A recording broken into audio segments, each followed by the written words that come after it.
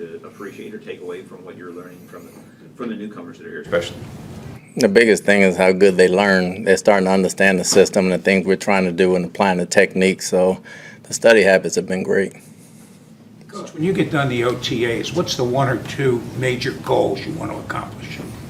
We want to get the younger guys enough reps to where when they come to training camp, they have an equal chance to compete. So the mental part of it and cleaning up the nuances from last year with the coaches as far as getting our techniques and everything down fundamentally is the biggest thing we got to accomplish this camp. Since we were here last time, there's been more veterans, right? Shaq, Devin White, some other guys come out. I mean, your attendance is unlike what we've seen here for a while. What do you attribute that to? Just the guys trying to get better. I mean, it's been great. The guys it's voluntary anyway, but guys have things they have to do, or some are excused as well. They don't need to be excused, but they are excused. But the fact that they want to be here, it says a lot about them. What's been your impression of Kyle Trask and his development to year two? Well, he's smart. He's coming along. He's getting reps now, so he's learning from everything he messes up, and he's doing a lot of things well. So we'll be eager to get him in pads. We saw Russell Gage here for the first time, just the media. Is he dealing with an injury, and when do you expect him to be able to be back and participate? Well, he's a little sore right now, so we're resting him. We don't need to play him right now. So, when he's here, he's getting his treatment and everything. It shouldn't be anything serious for training camp. Todd, at inside linebacker, you guys don't have a ton of depth, period, in terms of numbers. I want to ask you about the two undrafted rookies, and if either of them have shown you anything so far, at least in how to pick things up. They've been impressive, obviously. Fadakasi and JJ, they've been getting all the reps. And, with a lot of guys out, they've been getting every rep. So they've been running some reps with the first team, and they've learned from their mistakes. And I think they're getting more out of this than the normal rookie because they have vets in front of them. Because they had taken all the reps last week and most of them this week, they're getting valuable experience. So they have a heck of a chance come training camp. Sticking with the inside linebackers, KJ Britt, obviously you'd love to have Levante David back and healthy, but with him being out, with Britt getting all those reps with the starters, how valuable is that to speed up his learning curve?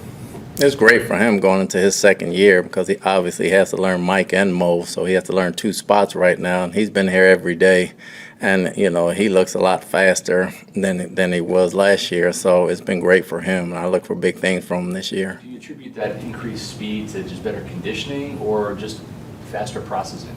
Faster processing is a big thing. He could always play, but when he processes faster, he plays faster. Coach, you got a guy like Golston who looked like he was on the bubble every training camp, every fall practice. Has the 3-4 really helped him a lot?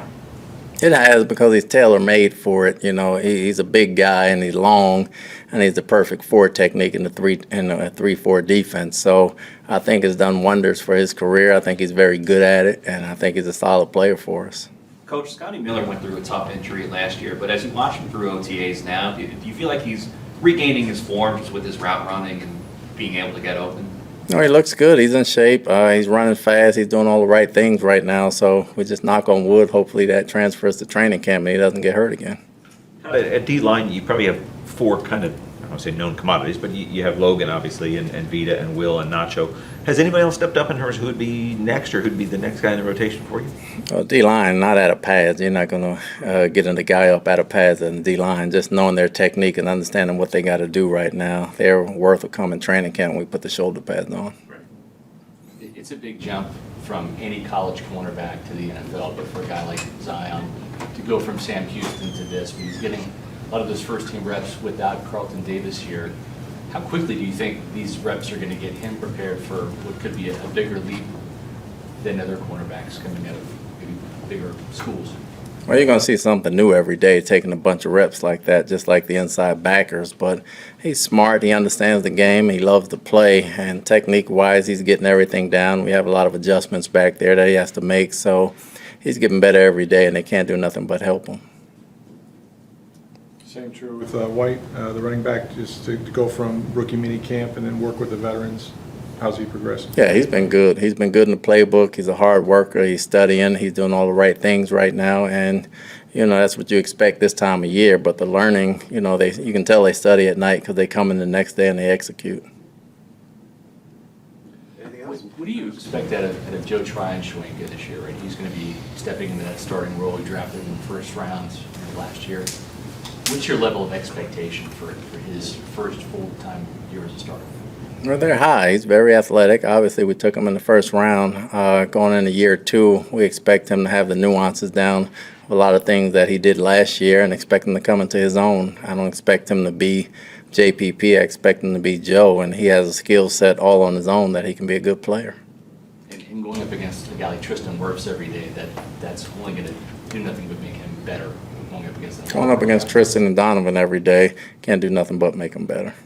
Todd, once the mandatory minicamp comes up, what are you looking to accomplish there by moving?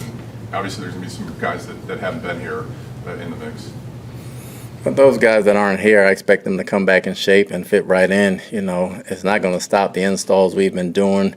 These guys are professionals. They'll come in shape, ready to go. And when they do come in, I expect to have full competition and full bore, and everybody should be ready to go. You have a guy like Elijah Ponder that really played defensive line at Cincinnati and then has been asked to play outside linebacker here.